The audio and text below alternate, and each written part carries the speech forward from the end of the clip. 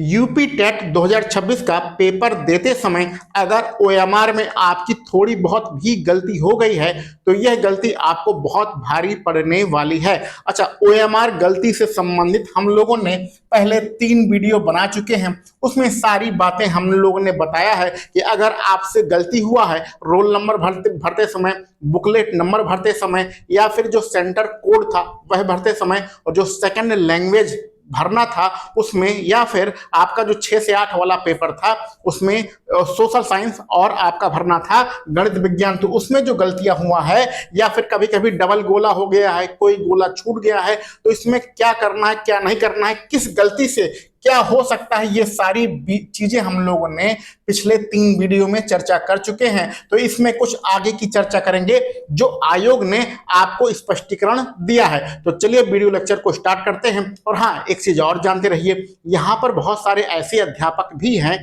जो अभी सरकारी नौकरी में हैं लेकिन सुप्रीम कोर्ट के आदेशानुसार टेट जो है वो अनिवार्य होने कारण पेपर दे रहे थे, यानी कि उनकी उम्र बहुत ज्यादा थी। तो ऐसे भी लोगों का जो भी आवेदन, आपका जो प्रत्यावेदन है वह आयोग जब पहुंच रहा था तो आयोग ने स्पष्टीकरण दिया है, साफ साफ कहा है कि भैया ऐसा किसी भी प्रकार की जो भी आपकी गलती हो गई है ओएमआर में, उसके कारण आपका मूल्यांकन नहीं किया जाएगा। आयोग ने इसका जो कारण बताया है वह कारण यह है कि जो आपका ओएमआर चेक होती है उसकी स्कैनिंग होती है, ऑनलाइन जो है कंप्यूटराइज्ड स्कैनिंग होती है, वह ऑटोमेटिक प्रक्रिया होती है, उसमें कोई मानव शामिल नहीं होता है।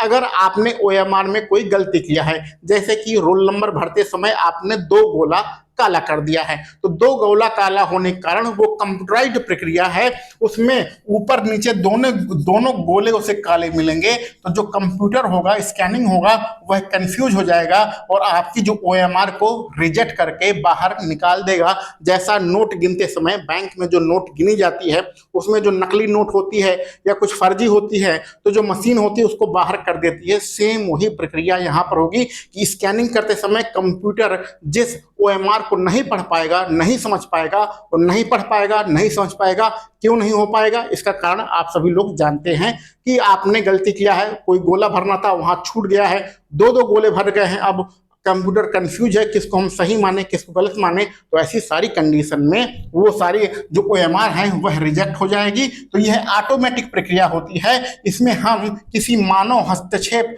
को स्वीकार नहीं करेंगे, मानव हस्तक्षेप इसमें बिल्कुल भी नहीं किया जाएगा।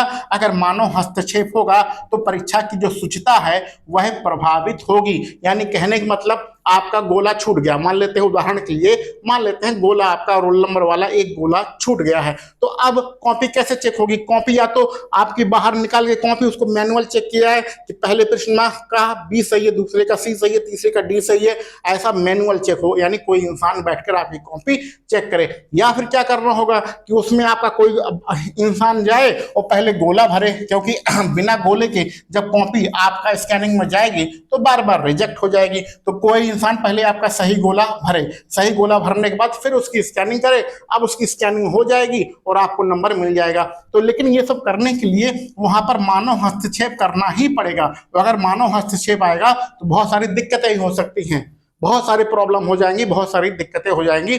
तो आयोग ने कहा है हम किसी भी प्रकार का मानव हस्तक्षेप नहीं करेंगे, जो कंप्यूटराइज्ड प्रक्रिया है उसी प्रक्रिया के आधार पर बातें आगे बढ़ेंगी। आपकी ओएमआर सीट है वह चेक होगी, अब उसमें जिसका गलत है उसका ऑटोमेटिक रिजेक्ट हो जाएगा। तो आयोग ने साफ साफ कहा है कि भैया आपका मूल्यांकन होगा नहीं होगा ये अलग बातें हैं, वो स्कैनिंग मशीन आपकी इस प्रकार की जितनी भी गलतियां हैं उनकी जो ओएमआर है वो ऑटोमेटिक रिजेक्ट कर देगी।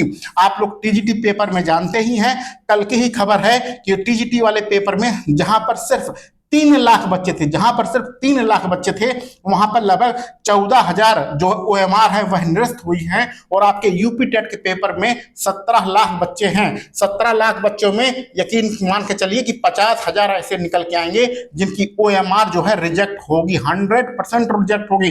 50,000 से कम ओएमआर यहाँ पर रिजेक्ट नहीं होगी। आप ये डाटा देख लीजिएगा।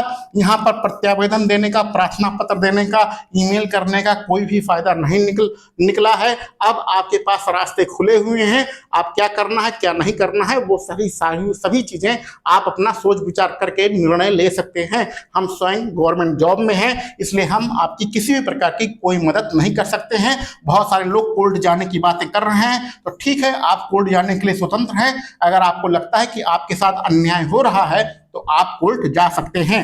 व्हाट्सएप ग्रुप हम लोगों ने बनाया है, जहां पर आप सभी लोग अपने विचारों को रखिए और मिलकर निर्णय लीजिए कि क्या करना है क्या नहीं करना है, और मिलकर जो निर्णय लीजिए वहां पर आप सभी लोग एक ही काम करिए, मतलब मिलकर निर्णय लेना है।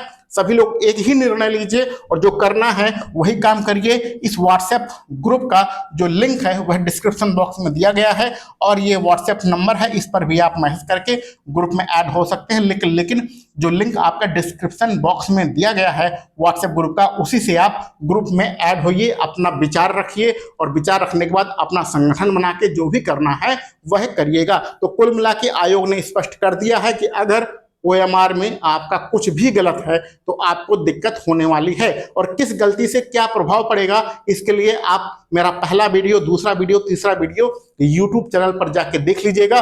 वहां पर सारी चीजें बताई गई हैं। एक ही चीज बार बार बताने की यहाँ पर कोई आवश्यकता नहीं है। यह ओएमआर की चौथी वीडियो है, इसलिए यह पार्ट 4 वीडियो है। तो आप समझ गए होंगे आयोग ने आपको बहुत बड़ा झटका दिया है, बहुत बड़ा धक्का दिया है।